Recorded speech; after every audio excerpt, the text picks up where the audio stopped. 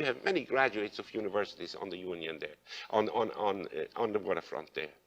And I've seen them say, well, how much did I make last year? I made 10,000 last year. And how much does a professor make? Well, making more than a professor. See, although I think many of them are actually wasting their lives being working. See, they could have done something much better because they are not satisfied. But you would not substitute management, whose motivation is profit, for the worker, that is to say, nationalization. Oh! You see, when you come to nationalization, this is a different thing altogether, for the very reason that my idea of nationalization is tied up with automation, Mr. Day. I say that if automation eliminates the worker, it eliminates the employer too. And once you have automation, once you can produce all that we need, in the Goodman Brothers' latest estimate is in 1/7. 1/7 of the time, the money, the energy that's being expended now could supply all of us with a solid subsistence. See? And once you realize that the business of this country, it can no longer be business. You understand? There's something altogether different. See? Has to happen. See? And we have to live a different life. And this brings us back to this change. See? This is a tremendous change. The automation is a change. Probably has more explosive byproducts, more explosive potentialities than any change that we have been talking about. See? And yet nobody realizes it.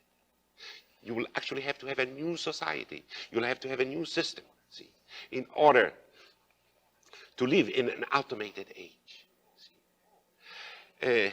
Oh, good heavens! Yeah, we could spend a whole day talking about the consequences of automation. See? You see, the waterfront is being automated in a hurry now, and therefore I'm very much aware of what automation does. See? And to me, it seems that the whole industrial age, you know, that we have gone through, was just a preliminary phase, a phase of stepping backward before the leap ahead. You know, before you start to leap, you step backward there, see? And the leap ahead is a leap into freedom. Only automation could really give us freedom. And freedom for what? Freedom to develop ourselves, to eliminate the only waste that really counts. Look how many talents are wasted in this country. Mr. Day, I live with people, many of them can hardly sign their name. And I know there are tremendous talents there for words there. Many of them love words there. Love. And those of them who can scroll on the wall there, see? Of course, Eisenhower might not approve some of the scrawlings there, see? But I tell you, there is tremendous wit. There's tremendous pithiness in that. They have a taste for words. You can see a man going around there whittling there, see? And you can see that there is an inborn talent there that's trying to come out. Even the scratching on the wall has power, and I could develop a theory of the origins of art just by looking at his scrawling on the wall there, see? So you have a population here that is lumpy with talents as far as I'm concerned, see? And all these talents are wasted, see? Now with automation, this will be our business. This will be our job, see? To realize all the potentialities inherent in our population. I mean, manipulative, intellectual, and artistic potentialities in it. And if you reduce the opportunities for work, you'd also reduce the opportunities for freedom then.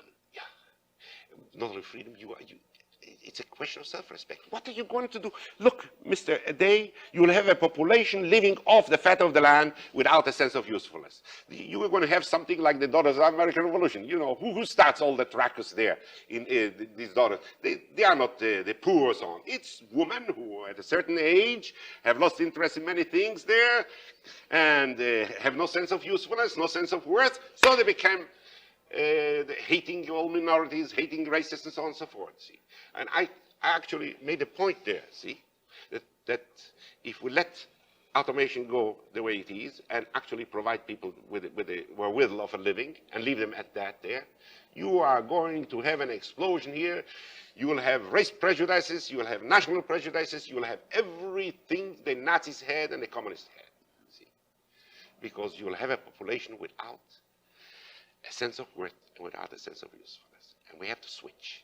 We have to change our ideas of what is efficient, of what is practical, of what is worthwhile. See? We have to finish God's work, as I said there. See? God created us, implanted potentialities and talent in us, and we have to finish it. When we don't do it, we have not done what we were born for. That's what we were born for. See? Of course, it's a question. What environment, what milieu is optimal for this?